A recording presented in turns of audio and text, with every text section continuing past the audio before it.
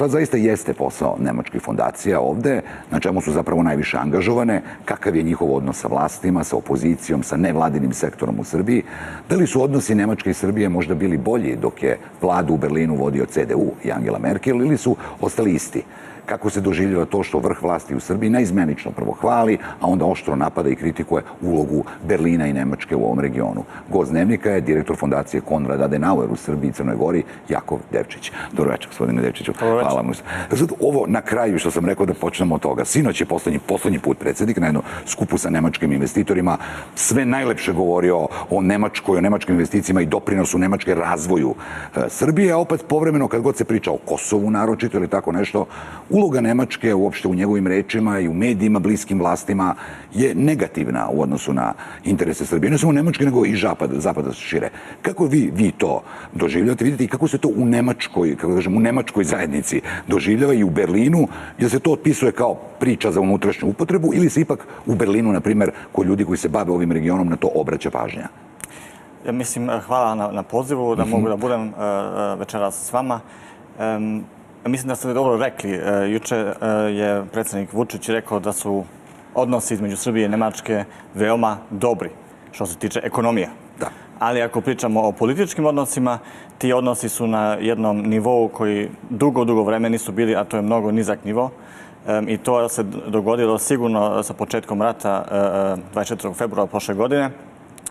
Naravno, radi se o pitanju sankcijama, radi se o pitanju Kosova, kao što ste rekli, tako da politički su ti odnosi veoma loši.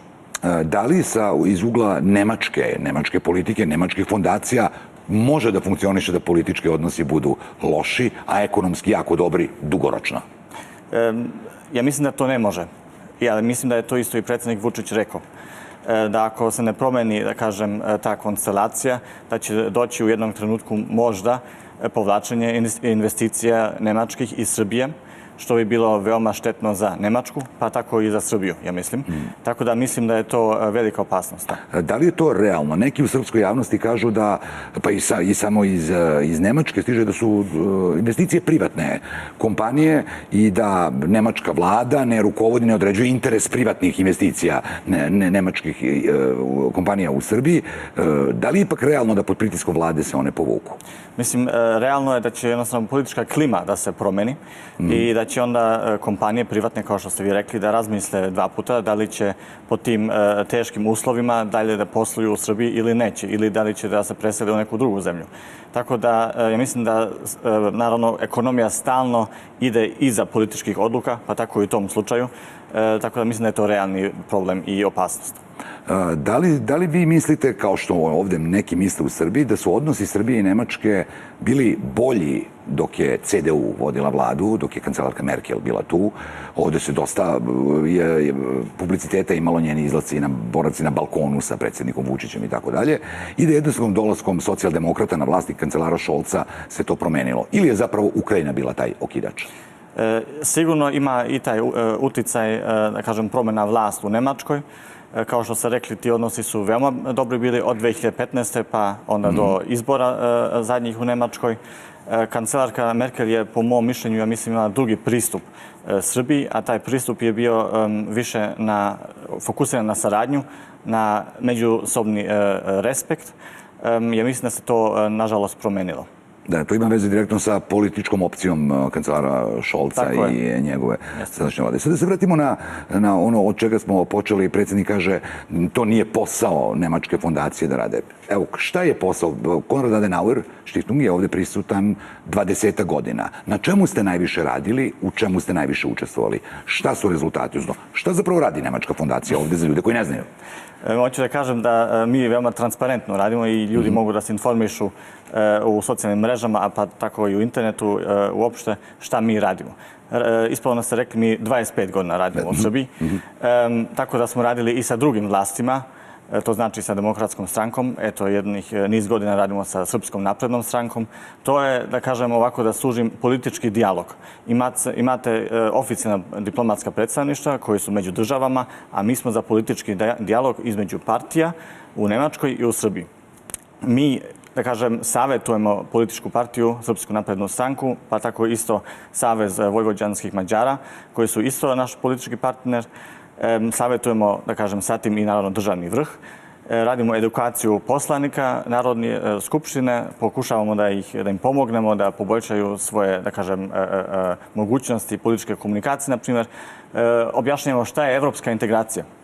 I to je, da kažem, isto, da kažem, drugi stup naših aktivnosti, da se zalažemo sa svim mogućnostima koje imamo za evropsku integraciju Srbije. To znači konferencije, to znači seminari sa civilnim društvom, to znači isto veoma uska saradnja sa studentima u Srbiji, da pokušavamo da se zalažemo, da kažem, za to da je veoma pozitivan, da kažem, put za Srbiju prema Europskoj uniji.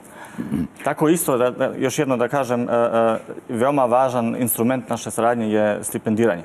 Imamo preko 600 bivših stipendista u Srbiji. Svake godine delimo 15 stipendija za mlade, talentovane studente u Srbiji. Da li ste uključeni u rešavanje političkih pitanja ili u predloge? Naprimjer, evo sada je aktualna fondacija Friedrich Ebert, sad za ljude koji ne znaju, i to je, kao i vi, nezavisna nemačka fondacija, ali ipak ima političku vezanost. Vi ste za politički vezane i fondacija za one koji su sada opozicija, CDU. Friedrich Ebert su vezani za sadašnju vladajuću stranku. Da li je to razlog zašto baš oni izlaze sa predlogom za rešavanje zajednice srpskih opština, koja je vrlo bitan deo potencijalnog sporazuma? Da li ste vi u prošlosti nešto tako, dok je CDU bio na vlasti, radili na tome? Da li se to podudara? Ima li razlika između pristupa političkih struja u Nemačkoj tom problemu? Mislim da tu nema razlike između nas i drugih fondacija u Srbiji, pa tako i drugim zemljama. U principu imamo iste principe naših aktiviteta. Mi tako isto nešto radimo. Radili smo u prošlosti. Neke stvari nisu javne, neke stvari su javne, da radimo publikacije. Tako da je to, ja mislim, ništa veoma specifično za kolege od Friedrich Ebert fondacije. Tako radimo i mi.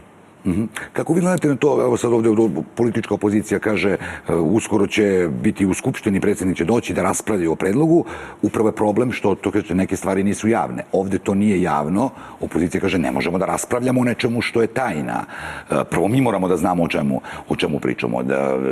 Kako vi gledate na taj proces? Da li pratite tu situaciju? Naravno, pratimo.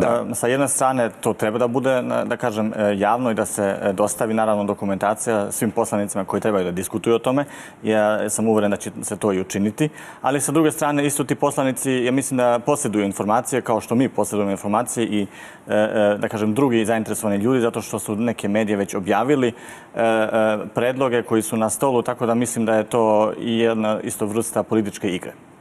Dobro, vašu fondaciju hvali premijerka nedavno na doprinosu reformama u Srbiji. Koje su to ključne reforme da je vaša fondacija ili na koji način ste vi učestvovali i šta je zapravo sprovedeno pa je bolje nego što je bilo? Pa, na primjer, da kažem konkretan primjer koji se sad odnosi na pripreme izmjena zakona o medijama, da isto učestvujemo u radnoj grupi koja se bavi, da kažem, konkretnim temama tih reforma, tako da smo mi u raznim mogućnostima aktivni i uključeni reforme. Da kažem, neke stvari su javne, a neke naravno nisu, da bi moglo da se poverljivo radi. Kad je već reč o medijima, sad pošto pričamo na mediju, kakav odgovor dobijate od predstavnika vlasti? Pošto protivnici vlasti u Srbiji i nezavisni novinari i mediji smatraju vrlo problematičnim tu situaciju. Da li je vi smatrate problematičnom sa stanovišta gledano sa strane? Ovdje se zamera evropskim posrednicima što ne vide nedostatak tih sloboda u Srbiji, već pričaju o nekim drugim stvarima. Naravno, ja vidim i problem isto kao, mislim, svi ljudi koji konzumiraju medije u Srbiji, da je problem medija u Srbiji da nema objektivno izveštavanje. Da je sve politizovano, kao što je društvo politizovano. Ja mislim da kroz te reforme može nešto se promeni. Moja informacija je da predstavnici vlasti su mnogo zainteresovani da se sprovode te reforme. Tako da je isto ministarka za evropska pitanja, gospođa Miščević, isto naglasila to u Berlinu. Bila je prošle nedelje u Berlinu. Ja mislim da će to skoro da se sprovede, tako da sam i pričao i sa premijerkom o tome. Dobro, volao bih da delim vaš optimizam oko toga. Vi ste, ako se ne varam, i direktor... Neću vas prekinem, izvinite. Da, neće tu da se reši preko noć nešto, ali treba da se napravi podloga da bi nešto moglo, da kažem, zdravo da raste za budućnost. Ali to, nažalost, ne može preko noć da se čini. To vas pitam zbog opšteg utiska kritičke javnosti, dijela kritičke javnosti u Srbiji, da se što se Nemačke i drugih velikih zapadnih zemalja tiče, da se ovde gleda kroz prste vlastima, nedostatak gušenja tih nekih sloboda o kojima sada pričamo, da se ne ponovimo, zarad neke stabilokratije Kosova ili šire priče stabilnosti u regionu koji je bure baruta. Da li smatrate da je to slučaj? Jednostavno, Evropljani to ne pominju. Druge stvari su i bitnije. Naravno, ne pominju to javno, ali jedna je stvar, naravno, šta ćemo mi da dostignemo ako ja vas lično, ako ste vi predstavnik neke partije ili vlasti, javno da kritikujem. Da li ću ja nešto da dobijem za to ili da li ću ja uspijem ili ću ja to iza zatvorenih vrata u dijalogu sa respektom sa vama da pričam i da vidim kakve korake možemo zajedno da sprovedemo da bi nešto promenili. Naravno je lako da ako stojite van sobe i da kritikujete nešto, nego ako ste unutra i možete da pričate, ali naravno razumem isto da to za puno ljude ide veoma, veoma sporo i tu može, mislim, da se učini još više. Vi ste direktor fondacije i za Crnu Goru, pomožete u reformi pravosuđa, tamo je bilo dosta problema sada. Kakva je situacija u Crnoj Gori u odnosu na Srbiju u stvarima kojima se bavi Konrad Adenauer? Pa, mislim, u Crnoj Gori je veoma teška politička situacija, kao što, mislim, isto to svi znaju. Oni su imali veoma, veoma veliku mogućnost da se priključe Evropskoj uniji u veoma kratkom roku za par godina. To su prokockali prošle godine. Nemaju sad već mesecima najviši taj sud koji blokira sve druga pitanja. Tako da ja mislim i želeo bi Crnoj Gori da se sedne za sto i da se ozbiljno razgovara o budućnosti na osnovi kompromisa, a ne da gleda samo svako svoje interese, da kažem, i sad tim šteti celoj zemlji. I na kraju, mislite pre svega za Srbiju, ali važi za Crnu Goru, da li mislite da će fondacija vaša, a i druge slične fondacije imati još dosta posla narednih godina ovdje? Ne mislim, nego sam samo uveren, ali zato smo i tu. I da kažem, i to je mnogo velika čast za nas da možemo ovdje da budemo.